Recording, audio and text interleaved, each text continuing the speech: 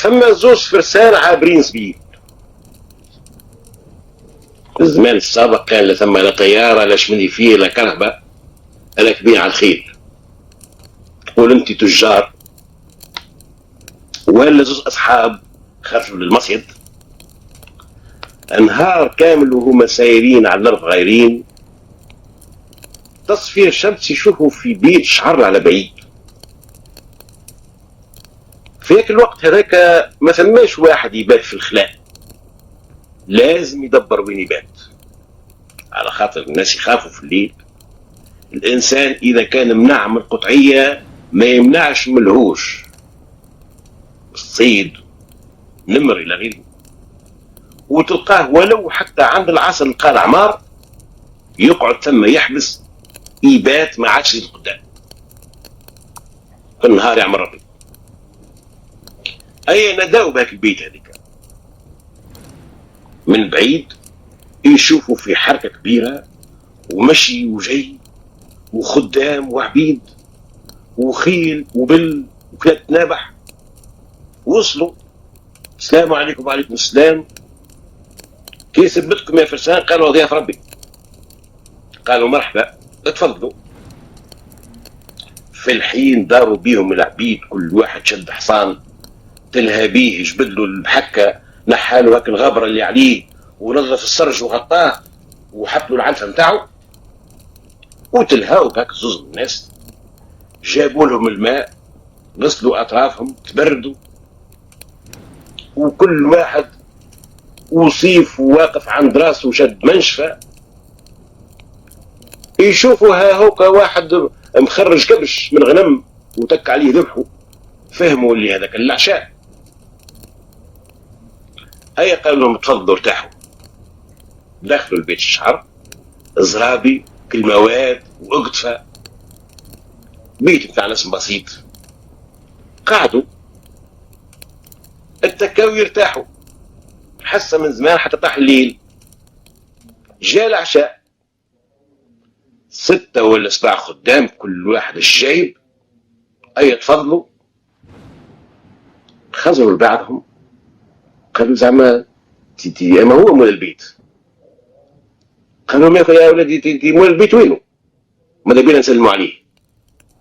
قالوا لهم مش لاهي.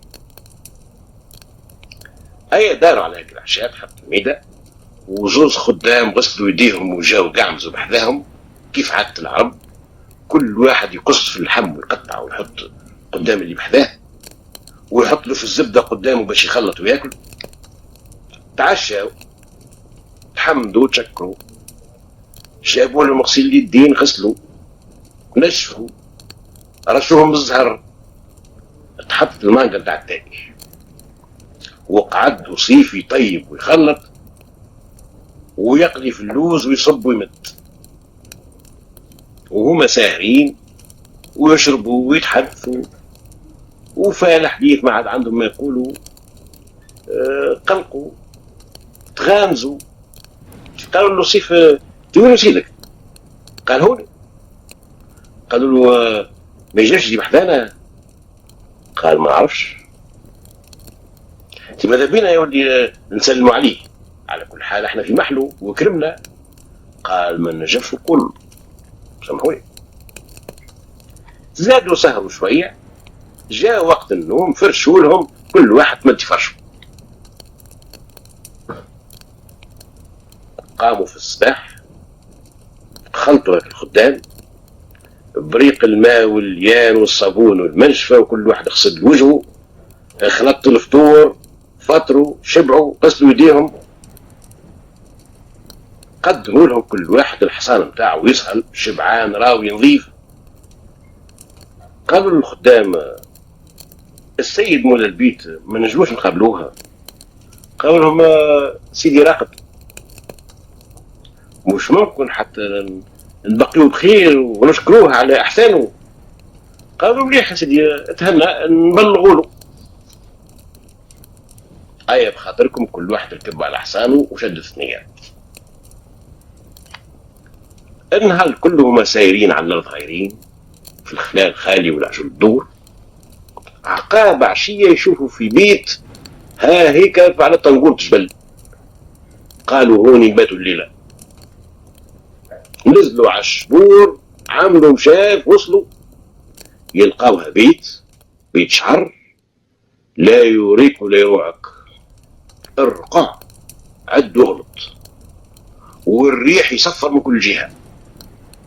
ظاهر عليها البيت هذيك الفقر والعراء عاملين معاهده، وهذاك المركز بتاعهم.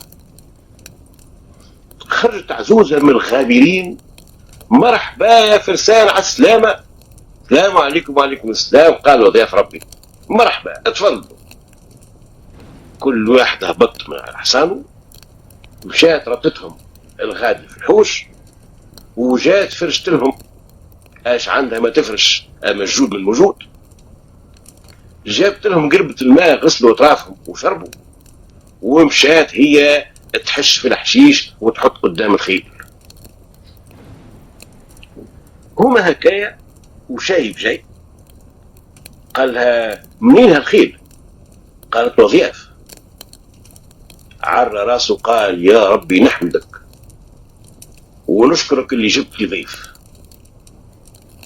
ودخل السلام عليكم زارتني بركة، هذا نهار مبروك السعيد، شرفتوني. تحت ضبطوا حزمة خبيزة. الخبيزة ما هيك الحشيشة اللي ثم ناس يطيبوها، يعملوها طبيخة، القلال اللي ما عندهمش بشي والخضرة ينحيوا الخبيزة ويلقاوها ويطيبوها. مشى للعزوزة قالت له توش مش نعشيهم هذوما.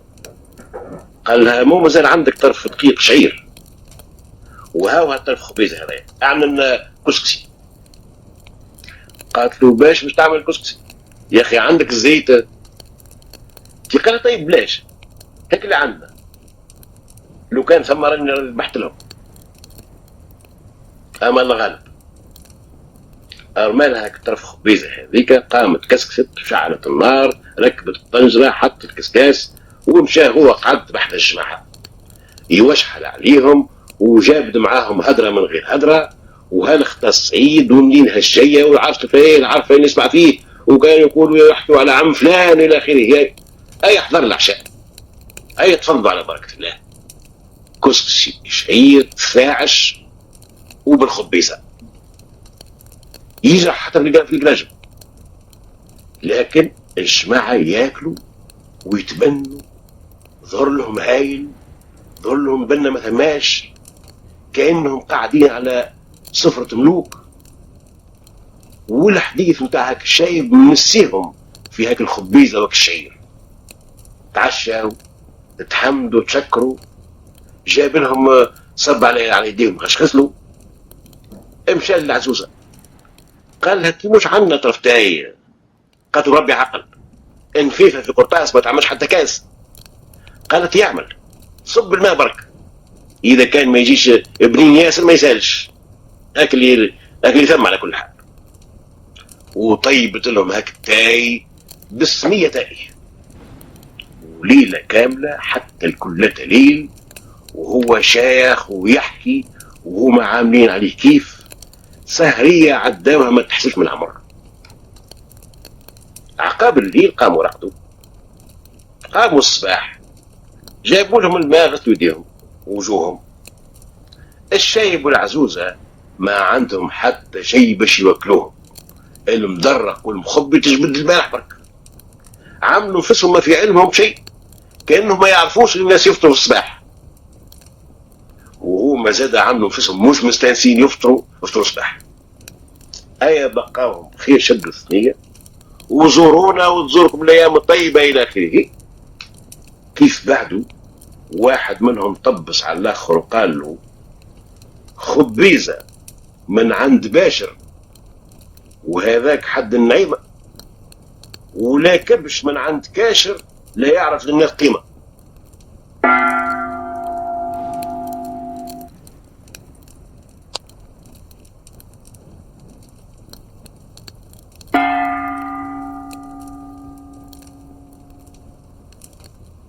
يحكيوا على ثلاثة أخوة، فرد أم وفرد بو. لكن على مراد الله قال لك لو كان الخوه ينفع اخوه ما يندب حد على ابوه. هذوما في الظاهر يحبوا بعضهم وياخذوا لبعضهم، لكن اللي في القلب في القلب. مات بوهم ما خلى لهم شيء، والبلاد احجر يحك في حجر كما يقولوا. ظهر لهم يسافروا لبلاد اخرى، وبولك ربي واسع وما اوسع منه ولا رحمته. اي شدوا ثنيه، لا عندهم لا خيل لا بل، دزوها على القدمي. النهار كله هما يضربوا في الكارع، وين يطيح الليل يباتوا، وكل ليله يعملوا بالطريق. اثنين يرقدوا وواحد يقعد يعس عليهم. يعدي ثلث الليل ويرقد هذاك، يقوم الثاني يشد العسل في بقعته. يتعدى ثلث الثاني يرقد ويقوم الثالث يعس. ليلة طاح عليهم الليل، جاوا تحت كما نقولوا خروبة ولا زيتونة، جبدوا حاولوا طرف سيسة تعشاو، وليلتها طريق الصغير فيهم مش يعس والو. الاثنين الكبار تمدوا رقدوا، وقعد هو يعس. باش ما يغلبوش النوم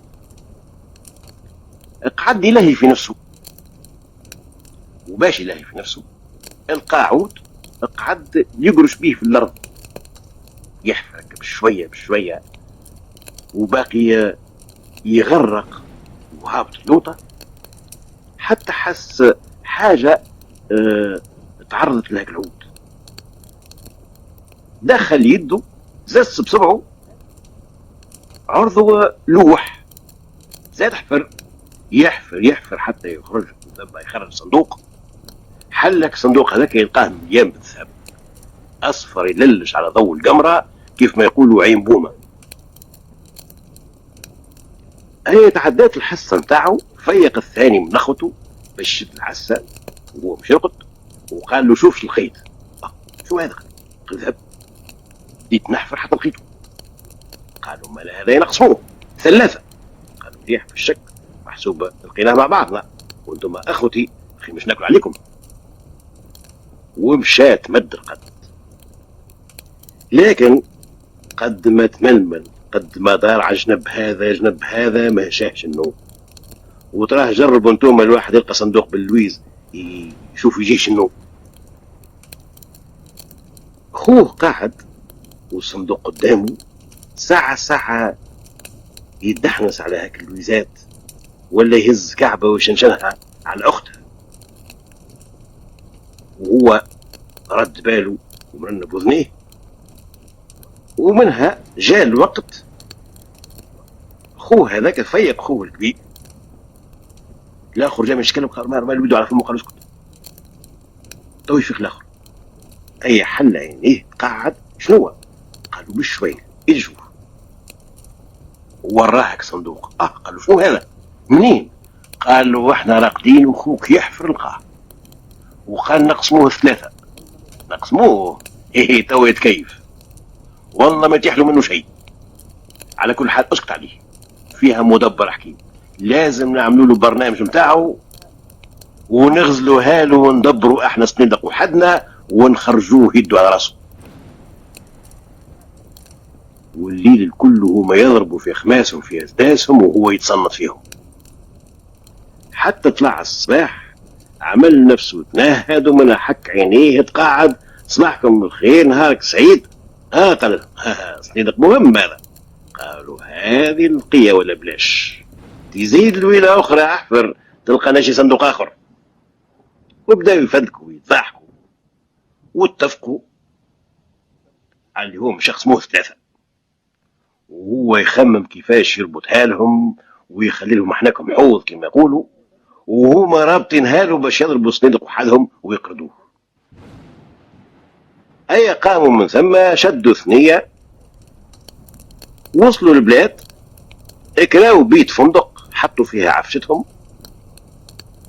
لكن شكون مش يخرج شكون مش يقعد، ما عندهمش ثقة في بعضهم. هزوا الصندوق عطوه للفاتقي، وقالوا له هذه امانه رب العالمين عندك، ما تعطيهولنا الا كيف نجيوك ثلاثه مع بعضنا. يجيك واحد منا وحده ما تعطيهولوش، يجيوك اثنين ما تعطيلهمش. كيف نكونوا حاضرين ثلاثه ونقولوا لك اعطينا الصندوق وقتها مدهولنا. وهما تعبين ومن غبار الثنيه توسخوا، ماذا بهم يغسلوا على غسله في الحمام وتمسيده. قالوا الفلاقي تمشي حمام بلادكم. قالوا انت هوك قابل الفندق خطوتين يا اخي، بلادنا ما فيهاش حمامات احنا وشنو. خرجوا مشاو للحمام، نزعوا حوايجهم، دخلوا البيت الصغير، جابوا كل واحد طياب، غسلوا غسله بنت 14 كلام، وهيك التعب نتاعهم الكل خلاوه ثم. خرجوا تلفوا في البشاكر، تفكروا اللي هو ما جابوش تبادلهم، ومش ممكن يعاودوا يلبسوا هاك الحوايج المسخه اللي كانوا لابسينهم بالاعمال الواقفين بالوسخ. على شكون يخرطوا؟ على اخوهم الصغير قد يديهم. قالوا برمشي البيت الفندق جيب لنا حوايجنا. كيفاش؟ قال نعاود نلبس حوايج المسخه اي برا؟ قالوا لازم بلاده بعد تغلب، لبس حوايج المسخه وخرج. في الثنيه جاتو فكره، شام قابل الفنادق قال له هات الصندوق. قالوا لا سامحني، مش قبيله اتفقتوا ما نعطيه لكم الا كيف تكونوا ثلاثه معاكم. قالوا هو في الحمام، هم اللي بعثوني. قالوا لا سامحني ما نجمش. رجع للحمام، قالوا ما حبش حتى مفتاح البيت، قال لي ما نعطيه لكم لما تكونوا مع بعضكم ثلاثه. كيفاش نعملوا؟ قالوا انتم طلوا عليه انتم من الشباك وانا هو نعيطه لكم وقولوا له. مشالوا قالوا تبهات هم قالوا لك مليح. قال لا ما نجمش. قالوا جي خذها من الباب، باب الفندق، وعيط لهم هم في الشباك تاع الحمام. خرج الكف قدام الباب، طلوا عليه هما، قال ما شنو البشر. قالوا مليح اعطيه. قالوا قلت لك مد له صندق، هزوا على كتفه وشد الثنيه، خرج من البلاد وقتها. الاخرين يستنى وساعه ساعتين فدوا، ولاو لبسوا حوايجهم المسخه وخرجوا مشاو للفنادق. تي وين متبادل؟ قال وين اللد؟ قال لهم اما تبادل، هو حب ياخذ الصندوق وما حبيتش نعطيه له، وانتم طليتوا عليا من الشباك نتاع الحمام وقلتوا لي اعطيه. شنية؟ عريت لنا روسنا، الصندوق منك يخلق. انا قال دبروس كما ولدي اخرج بعض قالوا شيء اي معنى الحاكم. مشاو دعوه متلازم من الحاكم، حكاوا له حكايتهم وجاوب الفنادقي. قال الحاكم انت يا ولدي اللي خطيت، مش جاو وقفوا قدامك الثلاثه وقالوا لك مدنا صندوق. قالوا لا يا سيدي، هما من الشباك قلت لهم هاو اخوكم يحب ياخذوا، قالوا لي اعطيه. قالوا لا يا ولدي، هو لعب لكم اللعبه واخذوا يسخايلوا على التبادل مش على الصندوق، واحكم عليه بالاداء. شنو الاداء؟ مين يا سيدي؟ ايش عندي انا؟ قال بيعوا له الفندق بتاعه، واللي يتلم فلوس ادفعوا لازم الناس. من غدوك حضر الدلال، جاو العدول، تلمت الناس وبدا الدلال يدلل. وهاك الفنادقي حاط يده على خده، متعدي رجل كبير. قالوا ايش بيك يا فلان؟ شنو هالناس اللي واقفين واللي يدلل؟ قالوا شوق ما بيها يا بابا، راهو ما مجالي ومجالي. قالوا صار هذه هي اي قوم معايا. والثنيه الكل هو يوصي فيه. كيف وصلوا للمحكمه ادخل، قال يا سيدي تعالش تبيع لي في رزقي، انا ايش عملت بربي؟ انا متفق مع ثلاثه اخوه، الصندوق ما نسلمه لهم الا كيف يبداو حاضرين الثلاثه. قالوا الصندوق هو موجود، ما عندهم شارع، ما عليهم الا يجيوا الثلاثه ياخذوا رزقهم. قال الحاكم معقول؟ يجيبوهم. جاوز الاخوه، قال لهم انتم متفقين مع الفنادقي هذايا ما يسلم لكم الصندوق الا كيف تحضروا ثلاثه ماضي؟ قالوا نعم يا سيدي. قال لهم ما لا صندوق هاو حاضر، قال لك يجيبوا اخوكم الثالث وخذوا متاعكم.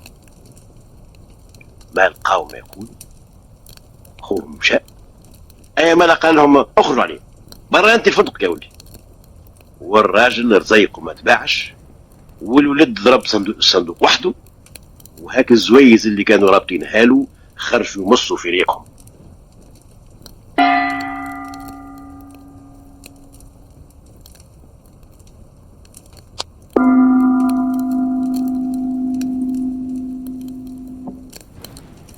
لما السلطان وما سلطان الا الله مكسبوا فرد ولد يحبوا ويعزوا معزة كبيرة، حتى شيط على الوالدين الكل. ما فماش في الدنيا اشكون يحب بظناه محبة مفرطة كيف هاك ما هاك السلطان يحب ولده.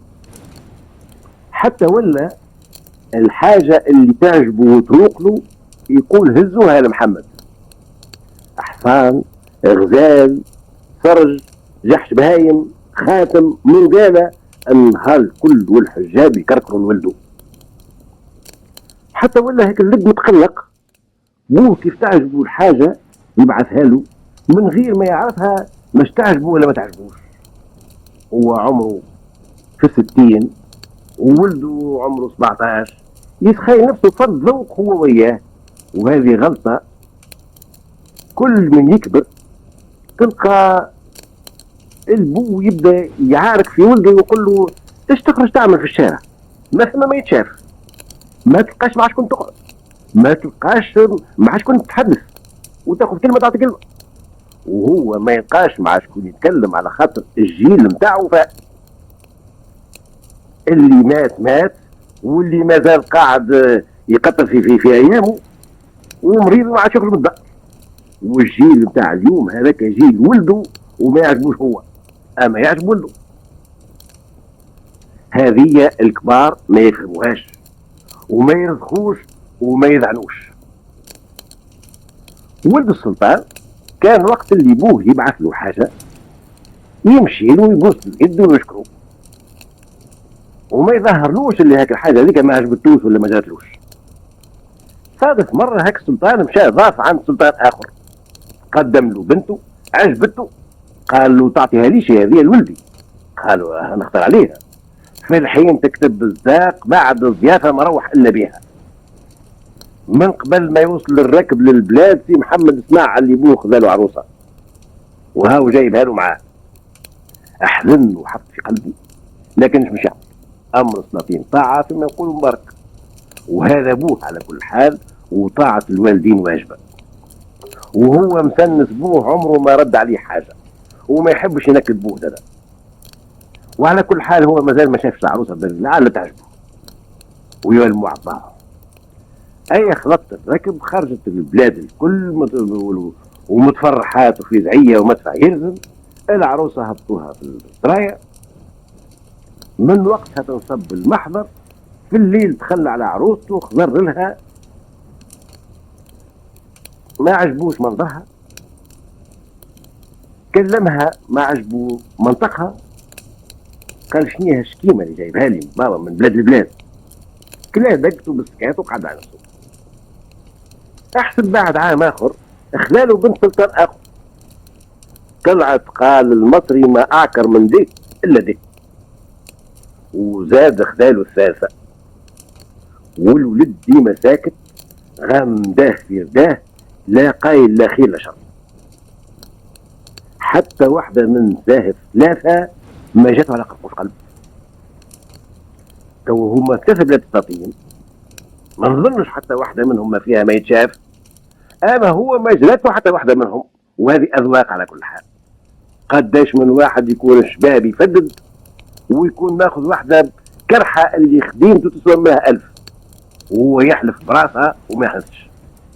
وقداش من واحده شقت السماء وهبطت كما يقولوا، وتكون ماخذه واحد اللي ما تدخلوش من الشتاء وتقول لك مولا بيتي ما ثماش مثله في الدنيا. ولد السلطان عنده هاك 3 نساء، حاجه زايده في الدار، لا يدخل لهم لا يكلمهم لا يستعص بهم، عامل بيت وحده ويجيبوا له فطور وحده وعشاء وحده. نهار من النهارات هو قاعد في البلكون نتاع بيته، وهاك البلكون جاء مقابل دار نتاع واحد تاجر، يشوف فيها طفله في البلكون المقابل، هي بيدها هاك اللي قال عليها الشاعر تهيل وتميل وتخلي القلب عاشق فيك. تضرب جاي يلعب، جاته ضربة على من غيرها، ولا من الصباح للعشية وهو عابدك الشباك هذاك معبود بالحق لله. وكل يوم يزيد يميز ويثبت يلقاها كاملة الصفات. مشى له قال له قل بابا نحب ناخذ بنتي فلان. قال ايش بيقول له؟ مشى له قال السلطان، قال له انت اشنو فكرك يا وزير؟ قال له شنو فكري يا سيدي؟ هذه بنت تاجر وما توافقش نسب سيدنا سيدي الصغير، ماخذ 3 بنات لطيف، بنت تاجر ما تسواش معهم. قال هذا هو الحق، اما نقول له راهو بوك ما مش موافق. مشى قال له الولد حزن، ولا لا ماكلتو ماكله لا شربو شراب لا نومو نوم. ومنها قال يا اخي انا هالبلاد اللي عايش فيها عيشة الهم يا اخي، يا بابا وابوها اخوه، علاش ما نمشيش نهج بلاد اخرى وملك ربي واسع. لكن قال شنو الفايده اذا كان بابا يخف عليه وشدني. خلى الامر يستراح حتى قرب موسم الحج. قال نحب الحج، قال نمشي على اني مش نحج، وهالبلاد هذه ما عادش نقبل لها هيئات. بوه وافق، عمل له ما لازم اولاد السلاطين اللي مش يحجوا من مال ومونه وخدم ومعينات وخيل وكل ما يلزم، ومشى مع الركب نتاع الحجاج. هو ركب ونساه، مشاو حلوا البيت نتاعو. قالوا هالبركون اللي قاعد عابده نحبوا نشوفوا شنو السر اللي فيه. حلوا الشبيبك قعدوا يطلوا، واذا به يشوفوا في الشباك المقابل تحل وهالفانيده طلت حوريه من حوريات الجنه. قالوا صار هذه هي النازله، اما هذاك علاش النهار كله هو غاطس فيها شبيبك؟ اما احنا ولا هذه بنت الكلب تبعنا عزوز الستوت سلكت له حي. عيطوا لها قالوا لها راهي نازله فيها وفيها ونحبوك تجيب لنا هاك الطفل هذيك. قالت عاد هكذا عليكم احسبوها بين يديكم.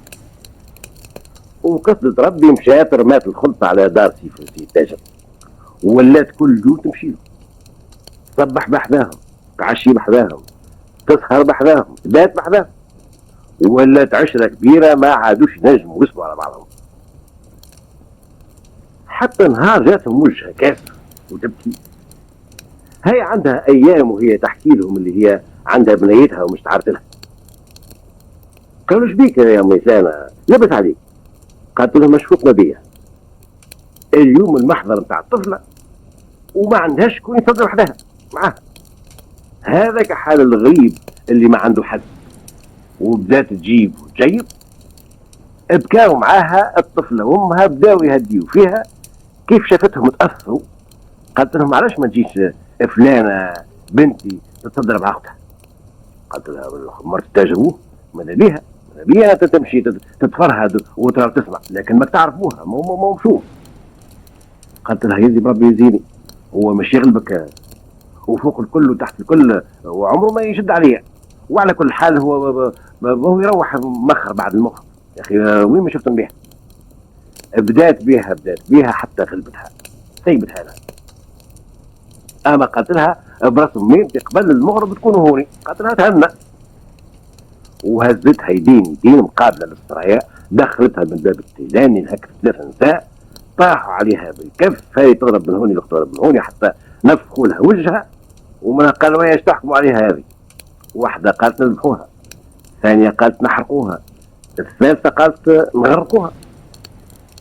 وهاك المسكينه تبكي في وسطهم وتبوس في اليدين. كيف شافت عينيهم دوانت وعرفتهم اللي هما صموا مش يقتلوها. قالت هي الموت كاينه وتكون اليوم ولا غدوه كيف. اما اعطيني العهد ونوريكم كيفاش تقتلوني من غير ما تتعبوا ولا تشقاوا، من غير دم ولا هرجه. الكبيره فيهم اعطتها العهد. قالت لها مالها هالشركه هذه اللي في رقبتي بعد ما نموت ارميها في الماء وهاك ترمى عليك. ونحات الشركه من رقبتها، واذا به شهقه واحده وطاحت في القاعة ما في عينها بلة. كيفاش مش يعملولها؟ كيفاش يعملولها؟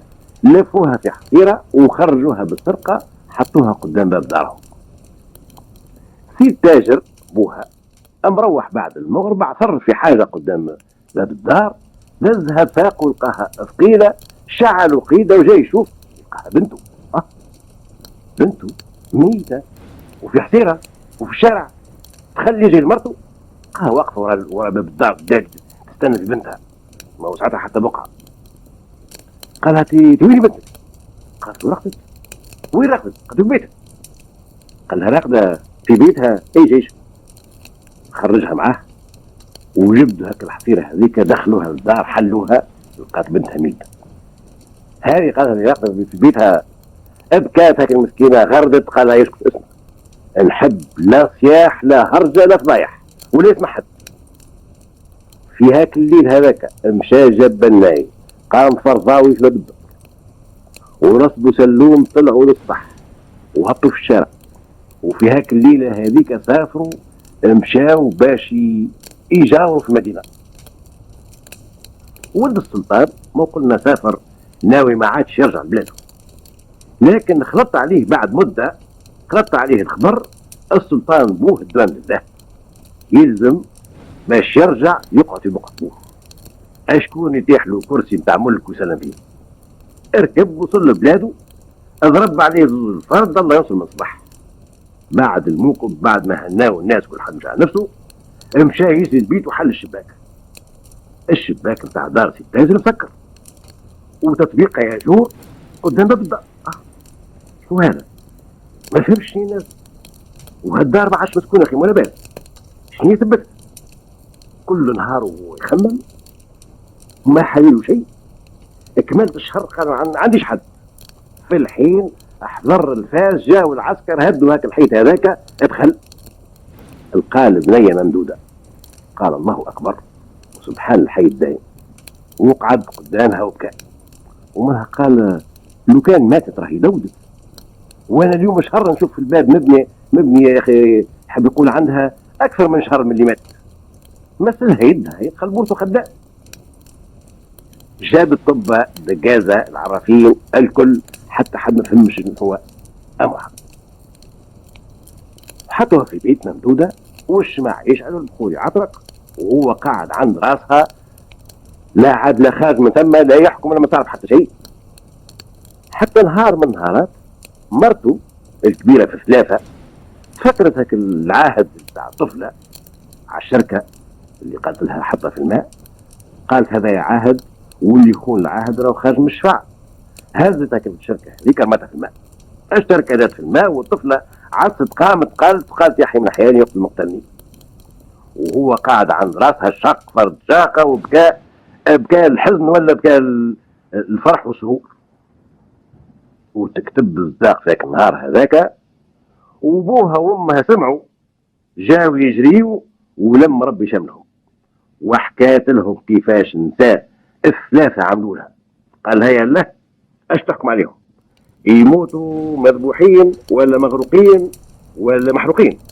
قالت لا، مطلقي، وكل واحدة ابعث لبلادها.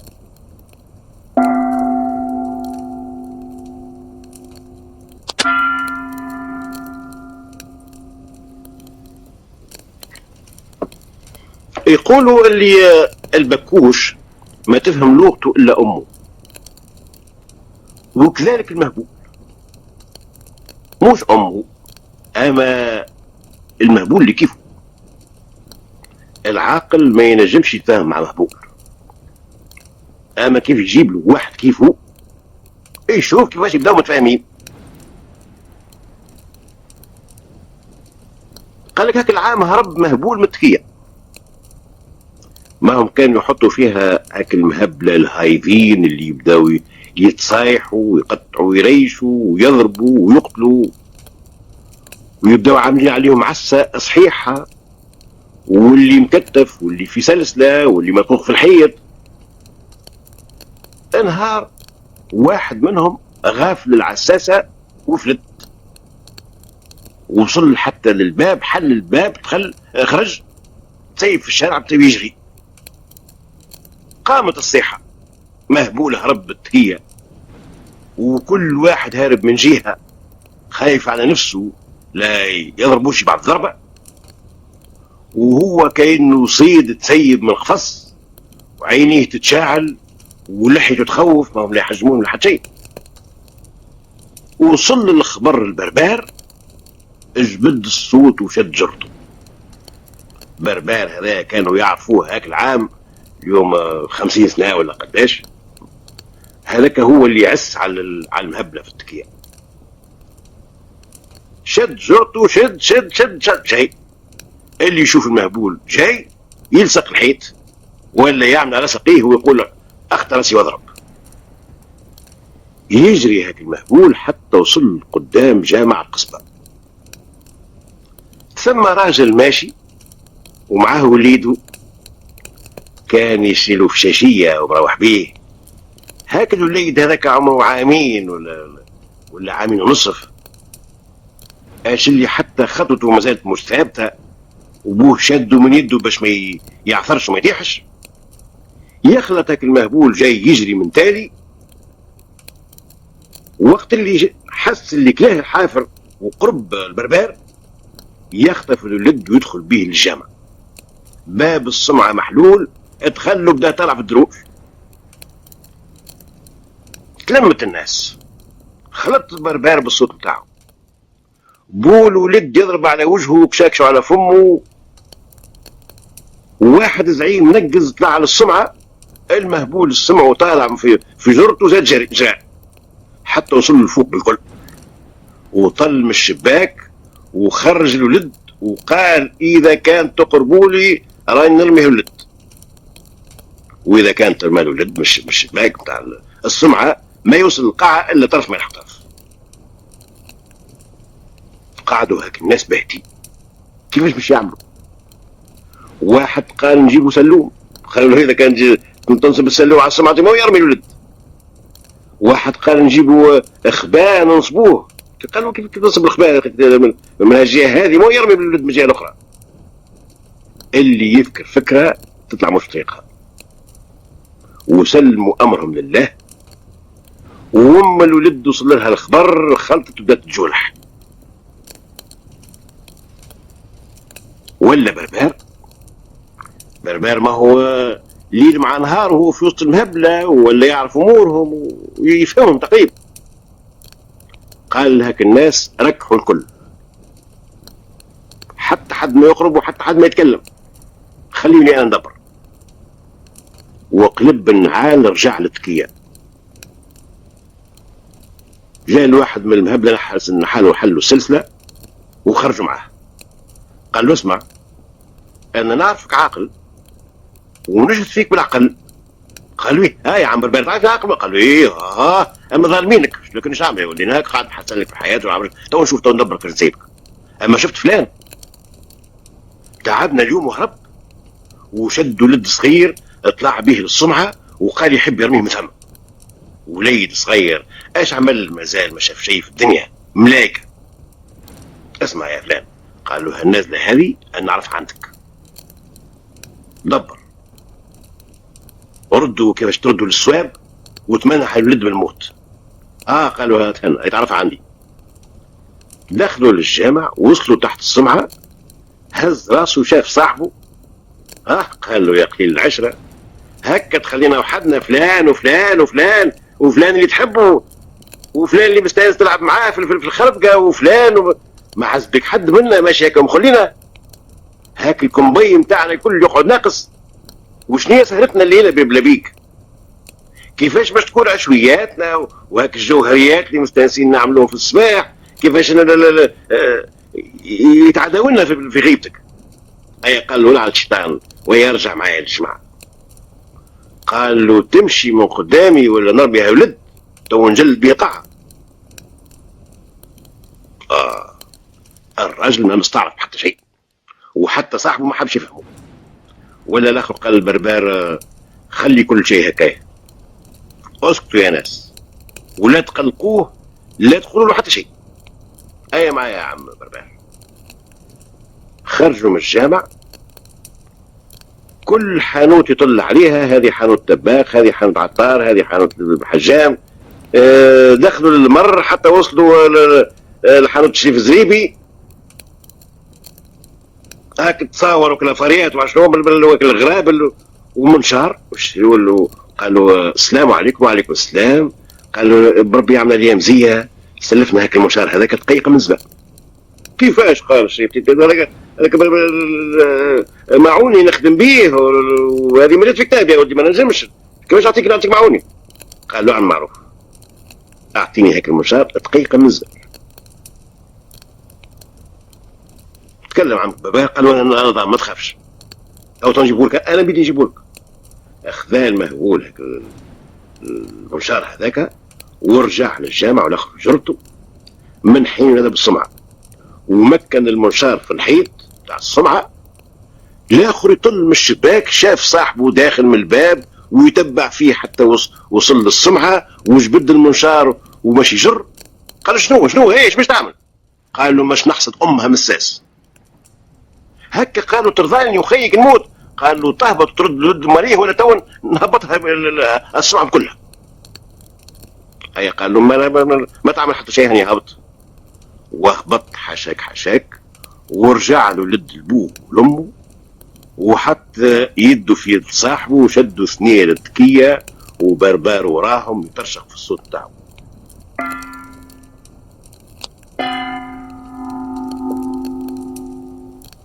يحكيوا على انسان ماتت مرته، بنت عمه ما يحبش يغيرها كما يقولوا، عدها الجهل، ما عنده حد لا قريب لا بعيد، والديه موتى ومرته لا خلات لا اولاد لا تلاد. الراجل خدام حساب، لا هم لا خلط لا مصاريف، من الخدمه للدار، مواظب على صلاته وعلى عبادته، واللي يصوروا بعد مصروف ويخبيه، وقت اللي يلم يصرف دينار ذهب، وعنده زير يسقط فيها الدينار هذاك حتى تعبى الزير، ولا حط بحذاه حلاف فخار يحط فيه. يا سيدي جاء وقت الحج شوق، حب يمشي يقوم بالفرض اللي عليه. الفليسات اللي في الحلاب تكفيه باش يسافر وياكل ويشرب ويصدق، لكن الزير كيفاش باش يعمل له؟ باش يخليه في الدار وهو ما عنده حد، بالك يدخلوا السراقي يزو، ظهر له يخبيه عند واحد من الجيران، لكن مش يقول له خبي لي هالزوير بالذهب، بالك الاخر يخيب طبعه وينكر فيه. عمل الحيله، جاب طرف زيت وصبها في الزير هذاك حتى وصل الزيت للفم، وبدا مغطي ياكل الميزات، وطريف زبس وسدو، ومشى لواحد من الجيران اللي يعرف ثقه. يا سي فلان بربي تعملش عليا مزيه، شوقت للحج وما عنديش شكون نخلي في الدار، وما عندي فيها حتى شيء على كل حال الا زوير مليان بالزيت، ممكنش نجيب نخليه عندك امانه رب العالمين. كان روحت ناخذ رزيقي، وكان جات المنيه في الشرق صح عليك طعمك ربي. قال له بيه تفضل يا اخي، انا مش نحطه على كتافي. مشى جاب له الزير، دخلوا الدار، قال لها يا امراه جارنا سي فلان راه ماشي للحج وعنده هالزوير مليان بالزيت، خذ خبيه له في التركينه. ومشى كل حد على نفسه. الراجل يشري زيت بنصيف فيتا. انهار بعد كما نقولوا نصف شهر ولا شهر ولا شهرين، وفات هاك النصف فيترا. وقت اللي جا خارج نسات مرته وما حطتلوش دبوزه في القفه.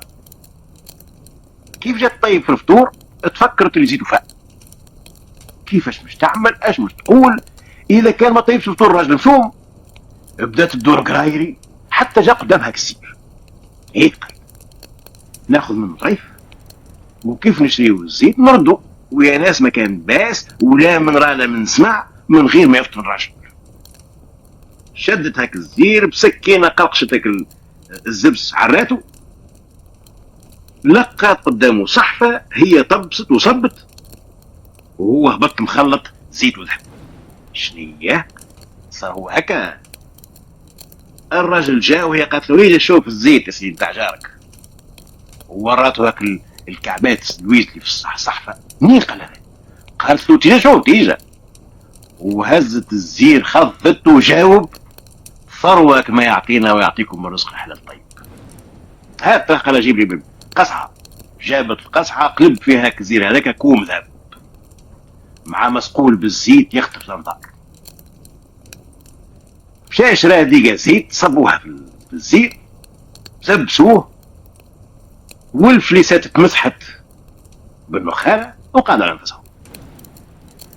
اي روح سي الحاج، مشى يطلع على جارو، جاب له شويه لبان وزمزميه وسبحه. قالوا بغى ياكل الزوي، قالوا حاضر تفضل، وخرجوا له. هازوا الراجل للدار من غدوه ولا باع غدوه ولا باع غدتين، قلقش هاك الجلس هذاك، جاي يشوف لقاه زيت صافي. شتيه؟ يبدا الفراد يدمرها. قام مشى له يا خويا، قال له شنو هي العمل تعملها فيها؟ شنو هي؟ قال صباح الخير. قالوا تزير مليان باللويز. اي قال له تكك، قال له بلا لويز، الحمد لله ما قلتيش ديامونت. يا اخي اللي يمشي للحج يفلت له ولا شنو؟ اي مرض بغافل. قامت عركه بيناتهم وتقوات ضجه، هاك جيران اللي يجي يحل باب دار ويخرج اشنو، كل واحد يحكي حكايته، وهذا يقول معقول والاخر يقول عالم، حتى قصها واحد قال تيمون الحكم بيناتكم، الواحد مقيمينها قيمه في وسط الحومه. من غدوك على الصباح وهما قدام السرايا باش حامة قال شكاية وهم تقدموا، طلعوهم دخلوا مع السلطان. قال يا سيدي قبل ما نمشي للحج أمنت عند هالسيد هذا يا جاري زير مليان بالذهب، وصبيت عليه الزيت باش يمشي في باله اللي هو زيت صافي. كيف رجعت من الحج رد لي الزير لكن ما فيه إلا الزيت، اللويزات خذاهم. علاش تقول يا ولدي؟ قال له يا سيدي الفؤاد بالله ما في علميش بهاللويز نتاعو، كونش يحلم. وهل السلطان هو قال له عندك شهود يا ولدي؟ قال له يا سيدي انا من نحب نفطن حد ونجيب شهود نقول لهم شوفوا كيفاش حط البنتوات وصب عليهم الزيته. قالوا ما كيفاش تحبوا كيفاش باش ثبت دعواك؟ قال والله غالب يا سيدي. خرج يدز في الكعيب. وهاك النازله هذيك ولا تحديث الخاص والعام في البلاد، الناس الكل ما يتحدثوا الا بها، في الحوان في القهاوي النساء في الديار الاولاد في الكتاب. ليلة السلطان ظهر له يتنكر ويهبط يعمل دوره في البلاد. في هاك الظليمه نتاع المغرب الناس ما زالت ماشيه جايه، وحتى الاولاد ما زالوا يلعبوا في الشارع. يشوف في جماعه اولاد يلعبوا في راس الزنقه قرب لهم، يشوف في واحد منهم قاعد على عتبه باب دار، وواحد قاعد على يمينه، والاخرين واقفين، وواحد عامل طالب والاخر عامل مطلوب، وواحد باش حامبه يقدم له فيهم، ويسمع فيه قال وين ذهب؟ ولد منهم مد له طرف زليزيه مكسر، قال ها هو سيدي. قال جيبوا قزان، جيبوا الماء، عبيوه، حط فيه هكا الذهب، شعل النار. وبداو هاك الاولاد يكتشوا في الحجر كانه كانون وقزان، وواحد كانه شعل النار والاخر ينفخ. بعد حصه قراه هاو الزيت طلع فوق الماء، شدوا هالكلب حطوه في حبس، الزيت شد عليه. السلطان قال عجايب، صار هي النازله هكا اللي ما فهمتش به انا وليدات صغار يلعبوا به في الشارع.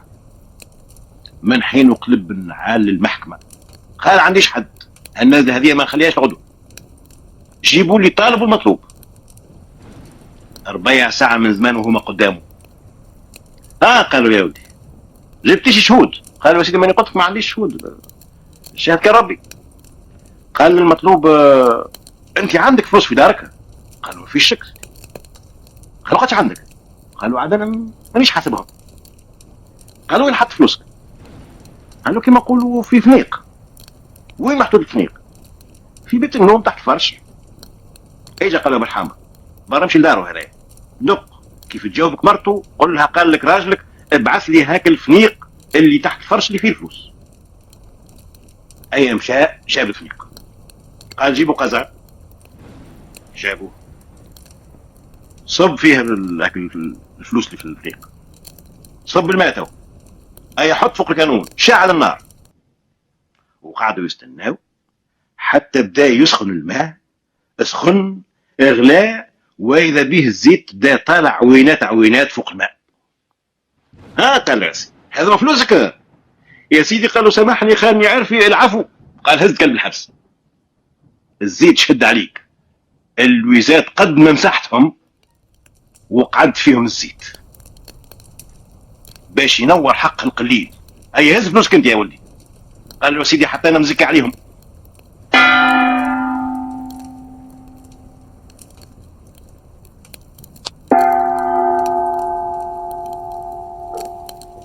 يحكيوا على زوج من الناس يخدموا في هالشيء، كما نقولوا يحصدوا في القمح والشعير، ولا وقت زيتون يجمعوا في زيتون. ما هو وقت الميسرة السواسي والمثاليث وغيرهم يرحلوا من بلادهم، وكان شتاء يمشيوا للصفاقس والساحل يجمعوا زيتون للناس، وكان صيف يقصدوا باجة ولاد بوسالم جندوبة سرس وما في جهات هناك باش يحصدوا الفلاح. وفيهم اللي يمشيوا للمقعد لصابة القطانية. اي هذوك الخدام هذوما يخدموا في هالشيء.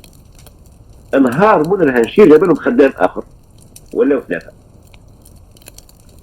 هاك الخدام الجديد عامل محرمة على وجهه ملثم بها، ما يظهر من وجهه الا عينيه. خدم معاهم، عند لول جاو ما شفتهم يسخيلوه باش يحط فطورو مع فطوراتهم ويدوروا ثلاثة كيف ما كانوا هما الاثنين يفطروا مع بعضهم كل يوم. واذا به رجل شاب عد عليهم واعطاهم ظهره وحط فطوره وقعد يفطر. من قلت لك كيف نهار اخر كيف حتى نهار قالوا لك شبيك يا فلان علاش ما نتلموش مع بعضنا ونحطوا بيناتنا اللي يكتب ربي. قال ما نجمش. علاش؟ اذا كان عندك شيء في وجهك احلى وخيال على كل حال وكما يقولوا هذا سقم ربي. قال لا. عاودوا له نهار اخر حتى نهار قال لهم اجا ونحكي لكم قصتي. انا كنت في السابق بياع. البياع هذا في جهه الفراشيش يقولوا له شيات، يبدا عامل بهيم حاجاتنا، الشواري نتاعو مليانين بالسلعه، وهاك البهيم هذاك عباره على حانوت متجود فيه السكر، التاي، الصابون، الفلفل، الكحل، القرفه، الكرويه، الكمون، التابل، الحمير، الجاوي، الزبد، المحلب، كل شيء، ويدور من دوار لدوار ويبيع. مره من المرات تلموا 15 بياع ماشيين من عرش لعرش اخر، وكل واحد يسوق في بهيمه. طاح الليل، حال شتاء وبرد وثلوج، دخلوا الغابه. كيف تورلوا في هذه الغابه هذيك سمعوا الصيد يزهر والبهايم حرمت. زي ما هيك تسمع الزهير بتاع الصيد ولا تكرف ريحته على بعيد تقف وتحشي راسها في القاعه وترعش. بداوا كل واحد يضرب في بهيم ويهمس فيه بك الشوكه باش يهربوا ويحصلوا ناعشي. والزهير بدا يقرب، وزهير ياسر معناه مش صيد واحد. اي يا سيدي خلطت جلبه سوداء، وكل واحد ترماه على اللي جا قدامه. هذا تمكن ببهيم وبدا ياكل، وهذا تمكن ببلادم. هو كان خفيف نقز شعبه في الشجره، وهاك السيودة عملوا في خلاهم ما ولاهم في هاك العباد وفي صغيرهم. وهو ولا رابط نفسه بمحزنته في فروع من الافراع بتاع الفراع الخشام بتاع الشجره، خاطر يعرف نفسه مش يقعد مش يبان الليل الكل، وخايف باك يجي النوم ويطيح ويتخلج كيف فرد الحماء من الخوف والبرد. حتى خذاته عينه وهو لاصق ذاك الفراع هذاك. حتى الصباح فاق ما ثم في بقعة هاك العباد وهاك الزوايل إلا العظام والبرادع والشواري والسلعة، وما تبقى من السيولة إلا الصيد واحد قاعد له تحت الشجرة ومشنق له راسه يتنى فيه. يجبد عليها 3 أيام بلياليهم وهو لاصق ثمه والصيد تحته، وساعة ساعة يزهر، ولو كانوا مش مربوط بمحزنته ولا بالفجعة يطيح يجي قدامه على البلاد. وإذا به نهار يشوف في فارس جاي على بعيد، بدا يقرب حتى شاف هاك الفارس هذاك مركب امراه معاه على حصان وراه. زهر الصيد خلى الحصان وبدا يبني. وقف الفارس الحصان نتاعو وهبط له وجبد الشقريه. الصيد مقدم وهو مقدم حتى وصلوا لبعضهم وبداوا يتبارزوا. اي يا سيدي جابوا ربي في الصواب، تغلب على هاك الصيد وقصوا راسه. زهرت المراه على الحصان. اي قال لها هبطها من فوق الحصان وهبطوا عليه الصرج وربطوا تحت شجره اخرى وعبالوا المخله نتاعو بالشعير وقال هاي نقطه واحده. جبدت من الخرج مزود البسيسه والزيت بردت، وجبدت مزود التمر وحطوا يفطروا تحت الشجره هذيك. تلفته من التلفيتات جات العين في العين، شافته المراه قالت له تي هذاك مش راجل هاكا مكبر الشجره. خسر الرجل قال ايه راجل هذا يهرب من الصيد. اهبط يا اخويا عليك الامان. الاخر يخزر وساكت. قالوا لي اهبط شبيك ما شفتش الصيد هاكا مات. اخو ساكت. قالوا تكلم الاخرى. قالت له نجم نتكلم كم مفجوع. وماله هو براسه ما نجمش. ولا تشعبط الراجل وطلع القاه لاصق في الشجره جامد. ولا هبطوا ولم ترفع طب وقش وعطى فيه النار وحطوا قدام هاك النار حتى انفاء، ومنها بدا يقص من لحم الصيد ويشوي ويعطيه هو ياكل حتى جار الدم في عروقه وشبع وتقرع. قام وقت الراجل قال نمشي للواد نغسل راسي من الدم تاع الصيد ومشى. هو عطى باللفته وخينا هز عينيه في المراه يلقاها فتنه. قال هذه ما نستاهلها الا انا، حرام كيف نخليها للجلف هذا. ورمى يده على الشكريه قتلوه نحي راهو ما يحبش كل يمسوا شكيته. قال لها هذيك ولات بتاعي تو وانت زاد بتاعي وراجلك هذا يصلي عليه صلاه جنازه تو كيف يجي باش نقص راسه. يا ولدي ما يجيش يا ولدي يحشى عمل فيك الخيط انا اسكت عليه. خلطت الراجل كان يغسل في طرفه يلقاه شاد الشاكريه وعينيه مزعزه ويقول هم مباز. شنو قال في بيه؟ قال له باش نقصك راسك طبعا. علاه؟ قال له المراه عجبتني والحصان عجبني وانا اولى بيهم من كنت. قال له عجايب انا اللي منعتك من الصيد منعتك من الموت هذا كفويا. قال له يا زي ما تخليني بتاعك قاعد ضيع لي في وقتي. قال له على مراد الله استنى مال اخويا قبل ما تقص لي راسي ابدا الساعه قص لي هاليد هذه اللي قتلت الصيد وهبطتك من هاك الشجره اللي كنت قاعد فيها وشعلتك النار باش تفيد وشوات لك اللحم باش كليت ورجعت فيك الروح. ايا قالوا كيفاش تهيد تحب تتخص بالطرف بالطرف كيفك. على كل حال الميت كيفاش يشتهى يعطيه ما يسالش. طيب فين مش يقول يده جاو القنطره قالوا ها نحط يدي هون وانت يضرب. قالوا ايه مليح حط يده هز هو السيف اعلى من راسه وقال له بيه رب رحلت. لكن قبل ما يوصل السيف للقنطره الاخر جبد يده هربها تغرس السيف في الحطب ما نجمش نحيه. قالوا الاخر اجا مالا يا قليل المعروف سيد النبي قال اتقي شر من احسنت اليه وانت يلزم نجازيك على افعالك ما نقتلكش لا. وجبد موس وقص له خشمه خلاله مهدع ما بين عينيه وفمه ولات خليقته لا اراك الله مكروه شيء يفجع.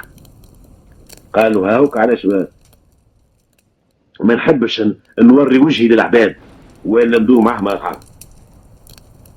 قالوا له صاحبك هذايا ما عرفش كيفاش يعاقبك، اما هاو جزاك كيفاش لازم يكون، هاو كيفاش يجي جزاء الخاين والغدار اللي كيف تبعث.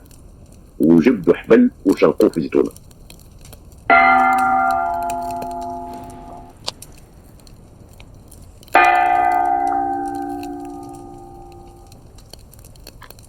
الليله باش نحكي لكم زوز حكايات كانوا بعثهم لي هاك العام في عام 50.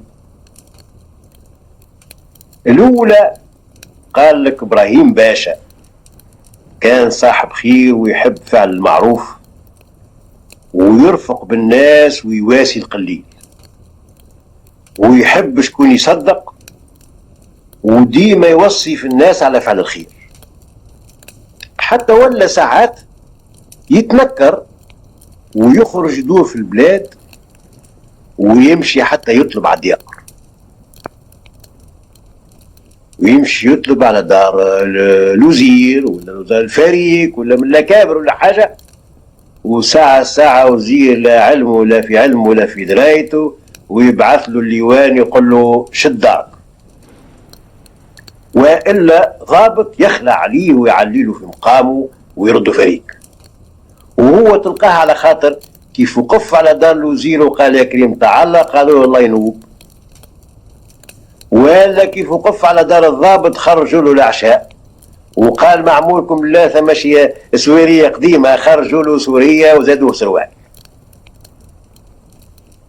نهار هو متنكر ولابس درابل ويدور وتجيبوا الرمية على الكوشة نتاعو، الكوشة اللي تخدم في الخبز للعسكر للمحلة. يلقى الكواش يخرج في خبز سخون يفور أحمر كيف الورد ويعمر باللوحة ويصفف قدام الباب باش يجيوا العسكر يهزوه. قالوا لله، قالوا الله ينوب، قالوا خبيزة واحدة راني جيعان وخيك مؤمن، قالوا الله ينوب، قالوا يرضيك 3 أيام وانا بالشر وانت تخرج في الخبز هذايا ترمي عليه الحبلة تشد عليه خبزة، اتقطعت الرحمة من قلوب العباد يا ربي. قالوا يا اخي ولي تعرف فيها وشو اي تبرم قدامي. ولا ابراهيم باشا طبس اختف خبزة وشمع الفتلة، خلط عليه الخباز يجري شد شد شد شد اي عثر في حاجة طاح، برك عليه فك الخبزة هذيك ورجع لكوشته.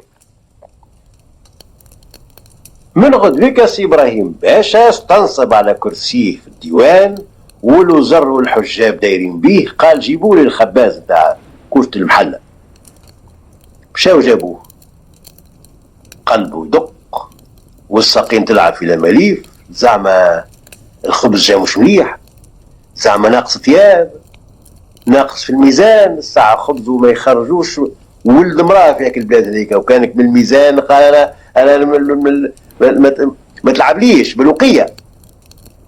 ما لم مسخ لقى فيه خيط مسمار لا مجيلات تفشى كيف خبازتنا نتاع اليوم.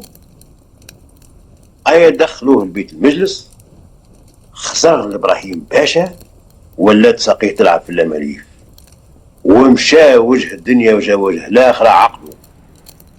هذا هو اللي طيحته البارح وبركت عليه وفكيت له الخبزة يا شو مساعدي. اللي يبرك على ابراهيم باشا زعما مش يبوسوا من بين عينيه تيمون المشنقة وهكا هو. قال اقرب لهوني، ما نجمش يتحرك من بقعته كفش. قال له يا سيدي هاكا حد جهيد ما نجمش نزيد. قالوا ثم طالب جا يشكي بيك طيحته وبركت عليه وفمه وركايبه بالدم، شحالك من ربي؟ قالوا يا سيدي اسرق لي خبزه وهرب. قال له هو ما هو طلبك؟ قال له طلبني يا سيدي وقلت الله ينوب.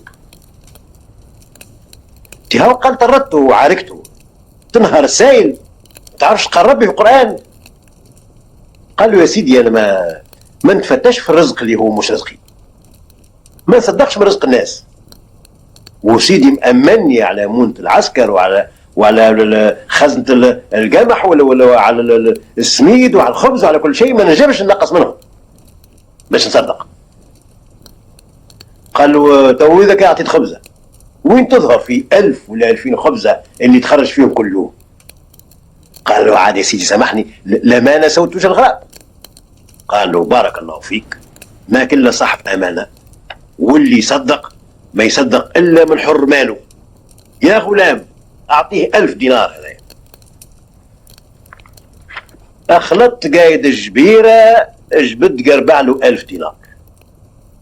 الراجل مد يده مش ياخذهم، وهو قال استنى ساعه، كيف انت صاحب امانه وما تحبش تصدق من خبز المحله، ما هو عندك خبزتين في النهار ليك انت، علاش ما عطيتش منهم خبزه صدقها لله؟ قال له يا سيدي ما جاش بالي. قالوا ما لا برا معاه يا قايد الجبيره، امشي ولصقي في سيدي محرس وفرق ال1000 دينار هذوما على القلال، هذوما يا ولدي حر مالك، وهاك ما تصدقش على الفقراء المسلمين الا من حر مالك، وان شاء الله صدقه بالغه. ومره اخرى ما فيها باس كيف ساعه تعطي نصيب خبزه من بايك انت اللي هو رزقك ومش بتاع الناس. هذه الحكايه الاولى. الحكايه الثانيه يحكيوا على ملك خرج نهار يصطاد هو ودايرته، وزر وحجاب وقياد واكابر على خيولهم يصطادوا في الغزال. كيف عادة الصيادة في الأول يبدأوا مع بعضهم، ومنها يبدأوا يتفرقوا بشوية في جرة المصيد. هذوما كيف وصلوا للبراري وللجبال كل واحد شب في جهة وتفرقوا وبعدوا على بعضهم، وهذا ما عاد يرى هذا. الملك قفزت قدامه شاه غزال تبع جرتها، هوني هوني هوني، هاك الغزال ينطع والفارس مش بنفسه. يا اخي سحب السحاب وظلامة الدنيا، وقام الريح والعج البرق وتكلم الرعد، وبدات المطر تصب. الطالع اكثر من هابط. تبل هاك الملك ولا الماء يجري مع ظهره،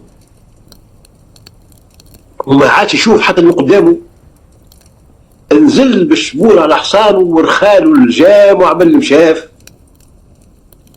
يفركس في الملاعة يلقاش بقعة يحصل فيها الكن ويتقى مشتاق عليه وعلى جبل.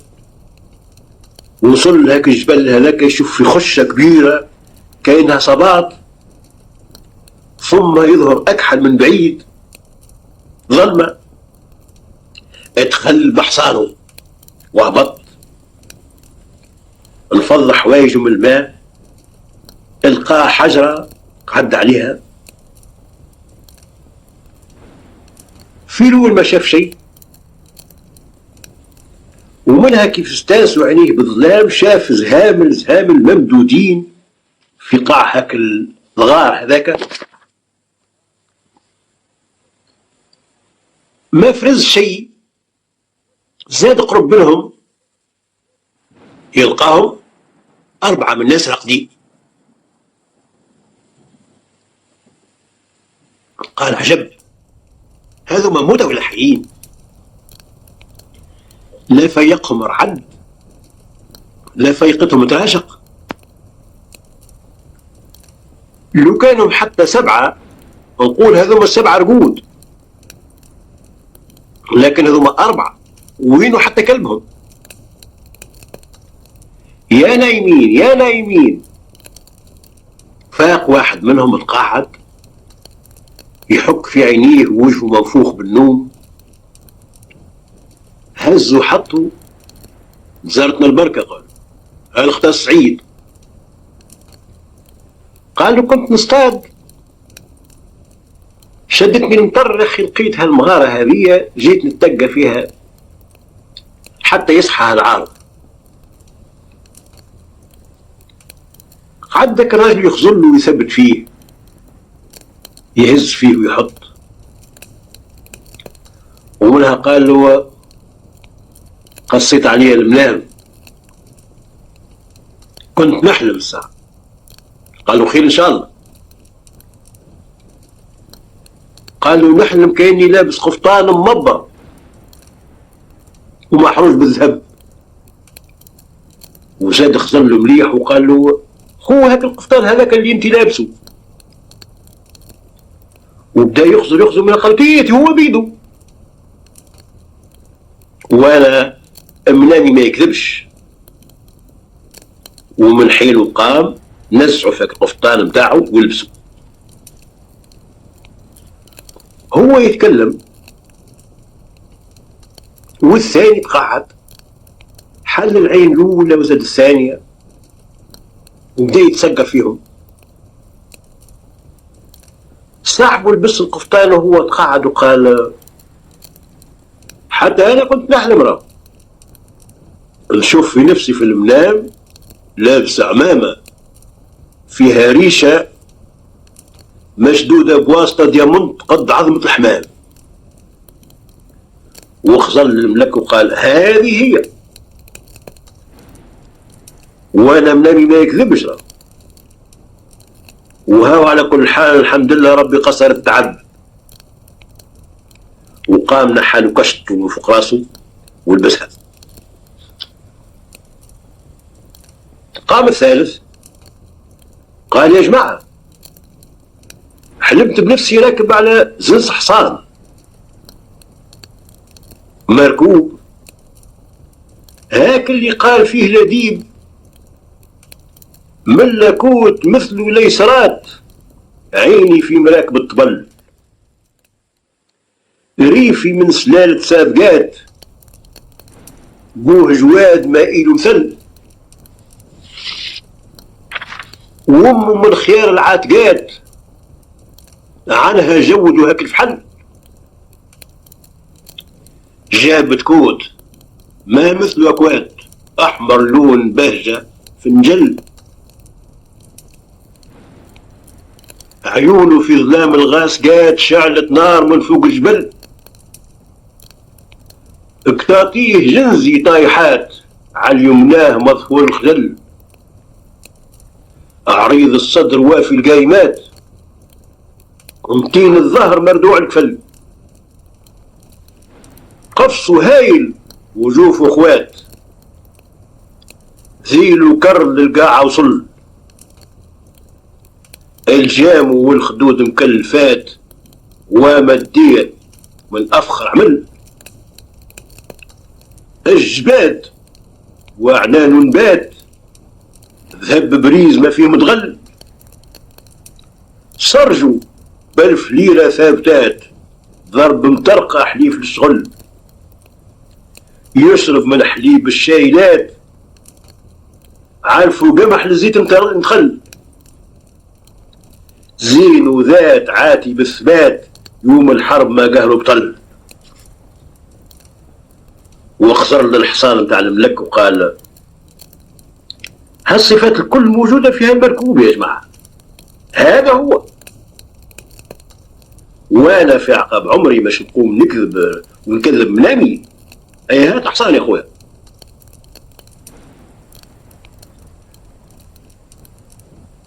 قام الرابع يشوف في جماعته حازل الملم واللي ثم، القفطان مشى والكشتة بالديامونطة متاعها مشات، وزادك من الحصان.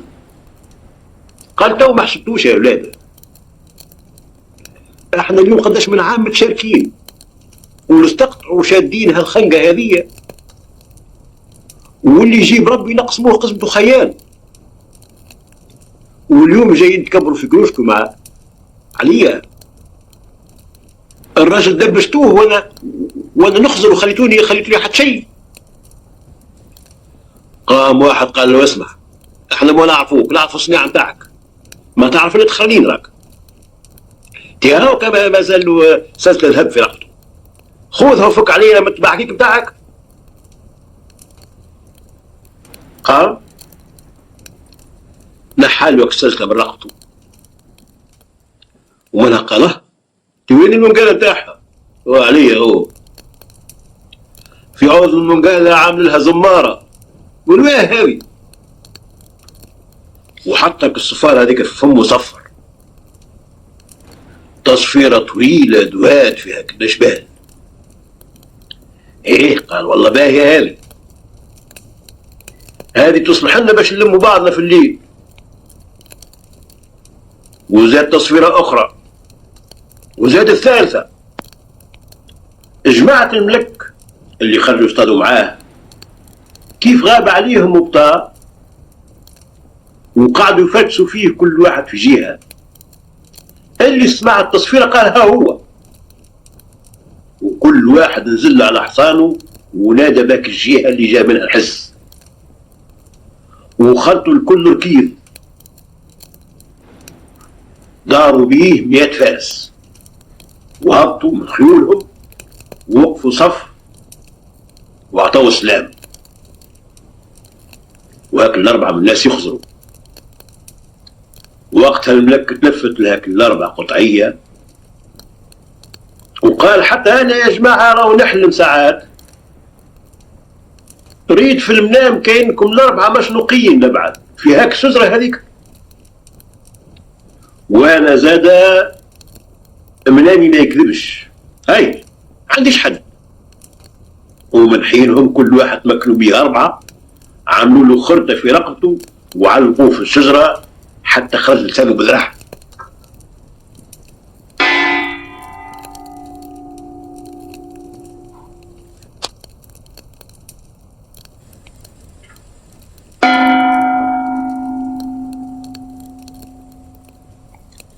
يحكيوا على راجل صنعته يبيع في الشربات، كل نهار يجيب لمرته السكر والورد وتحلهم وتعبي له قله طويصات نحاس وسطل بالماء باش يغسل التيوس بعد ما يشربوا الناس، ويخرج يشقشق في طاسه على طاسه ويعيط برد جسمك حلاوه رباني. عايش منك الصراعه هذيك هو مرته ووليده، لا باس عليهم في الغايه والنهايه. قدر ربي يحضر اجله مات هاك الراجل هذاك. الراجل صنعته بياع شربوات، ايش مش يخلي، كان عايش كل يوم بيومه، من غدويك صبحت الدار بلا خبز.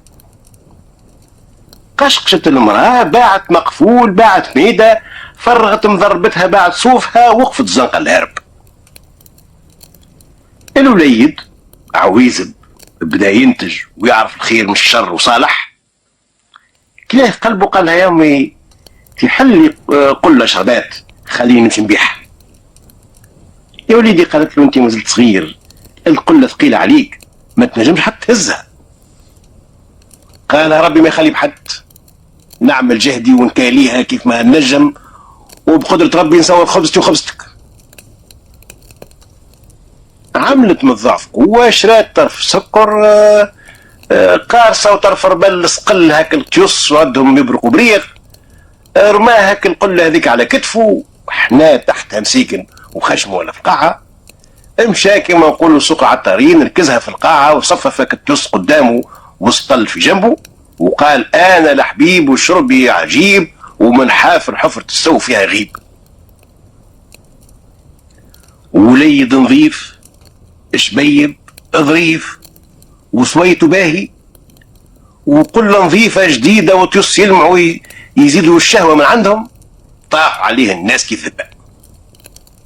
في درجين من زمان نقض سليعة وروح، ولا كل يوم هو ناصب في سوق العطارين والناس مقوش عليه وهو يصب ويقبض في الفلوس ويعيط انا لحبيب وشربي عجيب ومن حافر حفرة السو فيها يغيب. والناس عاملين به كيف، وبهاك الصويت نتاعو هو يعملها بالغنة، وبهاك الشربات اللي يعمل فيهم لذتهم ما ثماش.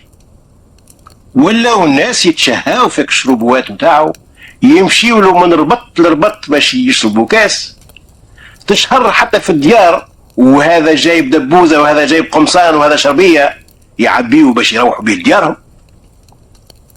ابلاغ الخبر للسلطان، يا سيدي راهو ثم ولد ينصب في سوق العطارين عامل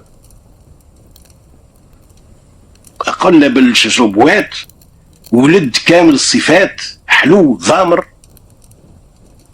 ما قال عجيب الا ما هو عجيب المجد. قال اتوني به. مشاو جابوه، جاء ركز القلة قدامه وقال انا الحبيب شربي عجيب، ومن حافر حفرة السوف فيها يغيب. وصب للسلطان ودور على الدايرة كاس كاس. عجبوا السلطان هاك شربه هذاك وعمل به كيف، وقال له زيدني كاس اخر يا ولد، ومد له كيس ب500 محبوب. قال له غدوه ما تغيبش. روح هاك الولد يجري لامه، يا امي يشوف السلطان شعطاني. فرحت المسكينه، شراو نهارتها طرف الحم بحبحوا. من غدويك السلطان فاق من النوم ويسمع في التشقشيق نتاع التيص وانا الحبيب وشربي عجيب الى اخره. خرج قعد في بيت المحكمه، خلط له ولد يعشق، صب له ودور كاس كاس على الحاضرين، قبض كيس ب500 محبوب وباس يد السلطان ومشى. قال له غدوك ما تغيبش زاد. ولا لك الولد كل صباح وهو ثم، والسلطان مستباخت بيه كل صباح فين يصبح عليه هاك الوليد هذاك يطلع له نهار مبروك. غار منه الوزير، قال هالفرخ هذايا كل صباح لا بالك لا وسع يجي يضرب 500 محبوب على طاسه شروب وما تعملش 4 ريال، والسلطان كل يوم يزيد يحبه ويعمل به كيف ويقرب فيه ليه. هذا مش عجبني ينحيني من القيعه، لازم نعمل له علقة على رقبته. من غدوك هو جاء والاخر عرضه في الباب، قالت انت فمك ابخر وجيت كهب هكايا على السلطان، تجحش عليه تحشمش، خرج عامل. قال له سيدي ما في علميش. قالوا ما هو دور له بقفاك، راهو قال هذا الولد فمه ابخر ما نحبوش يخسر لي. دخل الوليد صبح كالعاده، صب الكاس وجا للسلطان ودار بقفاه ومدهوله. دور على الحاضرين وخذا الكيس ومشى. السلطان طبس على الوزير قال له تشبيه اليوم دار لي بقفاه يا اخي، المنظر متاعي ما عجبوش. قال له يا سيدي شفت شي اللي يقرب الناس الواطين وقليلين الاصل ويربحهم. تعرفش ايش قال هاك الولد هذاك؟ ايش قال؟ قال له قال السلطان فمه ابخر، وكيف نمددوا الكاس تضربني هاك الريحه هذيك اخلاقي الدور، ولو كان مش نخرج فيه ساعه كمون السابعه نهبطوا حاجه من عدي. قال عجيب، ايه نستاهل. استغاثك السلطان وتغشش، وبعث للسايغ بتاعه وقال له نحب تصنع لي ورده من المرجان والعود نتاعها ذهب وقلبها ديامونت. في نهارها حضرتك الورده هذيك، عيط للسياف قال له شوف الورده هذه اتفرج فيها مليح. اي نعم. قال له غدوك الصباح اللي تشوفه خارج من بحذايا من المحكمه وشد هالورده هذه في يده هز قص راسه. الصباح خرج السلطان للمحكمه، وقفت الدائره، خلطت سي الحبيب، اركز قل له انا الحبيب وشربي عجيب ومن حافر حفره السوف فيها يغيب. صب للسلطان ودار له بقفاه، دور على الجماعه. كيف جا خارج السلطان مد الورده قال له خذها، خذاها فرح بها، طبس باس له يده وخرج بها. الوزير هاك الورده هذيك خرجته من قلبه، خلط عليه يجري. شنو قال له؟ ما تحشمش، ماخذها وخارج، السلطان يجرب فيك يا اخي، انت خذيتها ومشيت، هات لوني. فكها له السياف واقف في الباب، شاف الوزير شد الورده في يده، قال سيد الوزير سيد الوزير. نعم. قال تفضل تفضل بحذايا. وين؟ قال وجه نقول لك. وداه نطعه الدم قصت له راسه. من غدوك الصباح سي الحبيب جاي يغني انا الحبيب وشرب عجيب ومحافر حفرة السو فيها يغيب. دخل اعطاه كرس السلطنه، صب للسلطان، صب للدايره. السلطان تحجب، عيط السياف، قال له انا مش قلت لك اقتل اللي تلقاه في يد الورده؟ قال له نعم بس قتلته. شكون؟ قال الوزير. شنو وزير؟ فهم السلطان. ايجا يا ولد الهوني، وين الورده اللي عطيتها لك البارح؟ قال له يا سيدي فكها لي الوزير. فكها لك؟ مفهوم الناس. مليح. وش بيك وليت كيف تمد لي الكاس الدور اللي بقفاك؟ قال له يا سيدي ما سيدي الوزير قال لي انت فمك ابخر والسلطان ما يحبكش تقرب له. انا ما نعرفش اللي فمي ابخر، اما ما نكذبش سيدي. ووليت كيف نقدم لك الكاس ندور لك بقفاك كيما حكمت وكيف ما قال سيدي الوزير. قال صار هي النازله هكا يستاهل ما لا. شوف الطمع لوين وصل. الحق معاك يا ولدي، حافر حفرة السو فيها يغيب.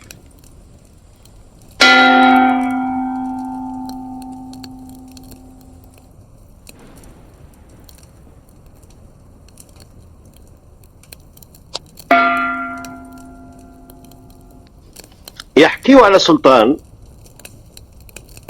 نهار جابوا له زريعه من بر بعيد، ما عرفهاش زريعه نتاع شنو هي، الغله ولا الخضره اللي يجيبها ما عرفهاش. وراها للوزير، وراها للعارفين، لا مين لا حتى واحد ما عرف.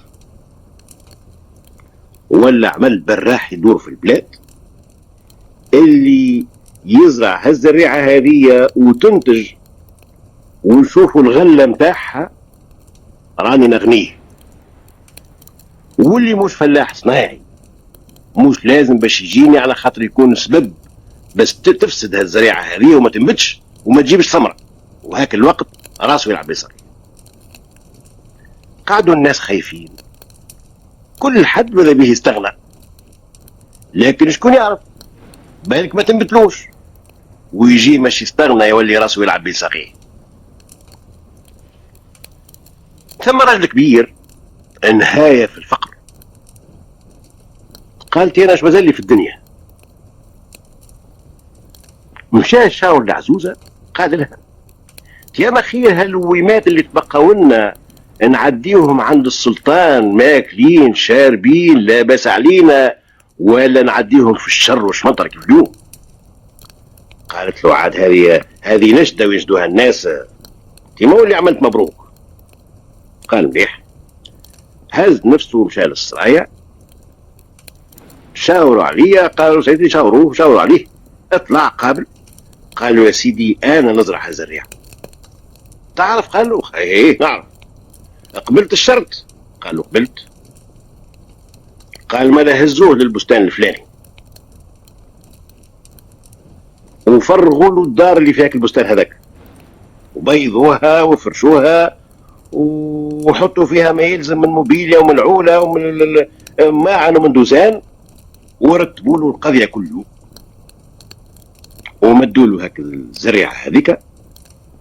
ومشى الشايب هز العزوزة سكنوا في هاك الدار اللي في البستان وولاو. قفت القضية تجيهم كل يوم من خضرتها للحمها الحوت لغلتها للدجاج لعظمها. وتوكل بالله هاك الشايب غبر الارض اخدمها وزرع وسقى وقعد يستنى. نبتت هاك الزريعة هذيك بدا يحظي فيها حتى كبروا الشجيرات. بعد 4 ولا 5 سنين ظهروا جابوا الغلة، طلعت الغلة تفاح. لا رد باله على التفاح هذاك، لا ما يقرب حد، ما خايف من العصافر من الدود. اي طابت التفاحة الاولانية بالكل، لفها في كويغد وداها للسرايا وطلع باش يقدمها للسلطان. فرح بها السلطان وعمل كيف، لكن الوزير تحس وحسد هاك الشايب هذاك، وقال له كان تو هدايا يطلب باش يستغنى، شكون يعرف بالك، شكون يعرف بالك يطلب بقعتي، بالك يقول نحب له على الوزير. السلطان والله ما يتوقف يطردني ويعطيها له. يا سيدي قال له ما تلعبش بنفسك. قال له شنو؟ قال له رد بالك يا عايش سيدي، انا قلبي بقى لي خير ووقف منها الكعبه التفاح هذيا. يقول لك الحق يا عايش سيدي، قبل ما تاكلها خليني نوريها الباش طبيب يتامل منها ويعمل فيها نظره، وكان فيها حتى مضره، ما فيها حتى مضره، تفضل كول وصحة سيدي وبالشفاء. اما شكون يعرف عليها، هذه جايه من بر بعيد. قالوا صدقت، ولا قبلك وزير لا بعدك وزير. هزوا خينا هاك التفاحه هذيك ومشى بيها الباش طبيب، مدلو كيما تقول انت كاس ب500 محبوب، وقال له هذه اعمل لي فيها زريقه من يديك الملاح، الله معافينا اللي اللي يذوق منها يموت. الطبيب ضرب فيها زريقه وقال له هذه توا اللي ياكل منها حتى برقاضه يهبط يفرفد. اخطفها الوزير وطلع بها للسلطان. سيدي قال له العفو. قال له كان صدقت. قال له يا سيدي هذه راهو باش طبيب شافها وقلبها وحللها وقال بعد عليها هذه اللي ذوق منها يموت. قال عجايب، هات نجربوها. ترى جيبوا لي واحد من اللي محكوم عليهم بالموت. مشاو للزدالة جابوا له واحد مدلو تفاحة قالوا كل. هو قدم منها القدمة الأولى والثانية وطاح ما في عينه بلة. جاو يقلبوا فيه البوص وتاعه فاء لقوه مات. قالوا شفت يا سيدي؟ قال له يا لين كلب حب يقتلني. غدوة على الصباح هاك الشايب هزوه المشقة وعزوته معاه زاد. الشايب سمع، روح للعزوزة يجري قال لها يا امرأة اخذت. اش ثم؟ قال لها هاك التفاح حاشا من يعدي مسموع، والسلطان هاوك حكم علينا بالفينجا. قالت له عاد احنا صرنا فيها القد هذا يا اخي، ناويين مش نقورنوا فيها؟ ما يخرجش علينا نقعدوا للتمرميد وزازة والناس تتفرج. يا تفاح انت ما قلت يقتل، يهات ناكلوا كل واحد تفاحة ونموت وما يقتلناش هو. قال والله دبارة مهمة. مشى نحى زوز تفاحات وصلى صلاة الجنازة وصلاوا عن بي طلبوا العفو على خاطر اللي يقتل نفسه يموت مشرك، وجبدوا كل واحد تلف في ملحفة وتمدوا وقالوا ها هوكا يلقاونا مكفنين حاضرين باش، وكلاو التفاحات وتمدوا رعدوا. الصباح فاقوا من النوم، خزر البقعة العزوزة يشوف فيها زنس طفلة مخبلة في شعورها وعينها تخلي عمالة تهيل وتميل تخلي القلب عاشق وذيل، واحدة قنبلة لما أتاش بها الدار. خزرت هي تلقى شباب يفدد، قالت له يا وليدي يا وليدي الشايب اللي كان فاك البقيعة هذيك وينه؟ قال لها يا بنتي بربي شفت شي عزوزة كان في فمك، وين تو رقدتي؟ هما هكايا مازالوا ينجدوا في بعضهم، والطامة والعامة خلطت، الشطار جايين باش يهزوهم للمشنقة. يلقاو شابة وشباب والشايب والعزوزة ما ثماش، حاروا في أمرهم. شو معناه؟ كيفاش مش نسدوا عزوزة وشايب باش نشنقوهم؟ هذوما هزوز صغار هذوما شو بيا الدنيا كيفاش عملوا؟ ولا واحد منهم قال احنا علينا اللي لقيناهم نهزوهم والحاكم يصفي.